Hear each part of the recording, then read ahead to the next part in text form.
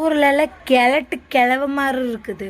இந்த கிழவமாருக்கு வீட்டுக்கு வந்த மருமக பிள்ளைய தப்பு தப்பாக பார்க்குறது. இந்த மருமக பிள்ளை குளிக்க போனா பாத்ரூம்குள்ளார ஒளிஞ்சு நின்று பார்க்குறது. லெட்டினுக்கு போனால் இந்த புள்ள தெரியாத ஜன்னலுக்குள்ளார எத்தி பார்க்குறது. துணி துவைச்சி போட்டால் உள்ளே போடுறது பொம்பளை பிள்ளைகளும் போடுறது எல்லாமே வாசம் பிடிச்சி பார்க்குறது.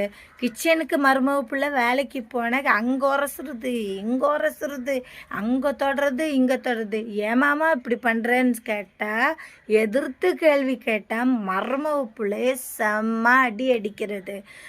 இந்த கிழவனோட பையன் இல்லாத நேரத்துக்கு மருமக பிள்ளை கூட தப்பாக நடக்கணும்னு முயற்சி பண்ணுறது. இந்த மாதிரி இருக்கிற கிழவனை எல்லாமே அருவாமனை வச்சு அறுத்துடணும். அதுதான் நல்லது. அப்போ தான் நம்மளோட பிள்ளைகள் அடுத்த வீட்டுக்கு போனால் பத்திரமா இருக்கும். என்னங்க கன்றாவிய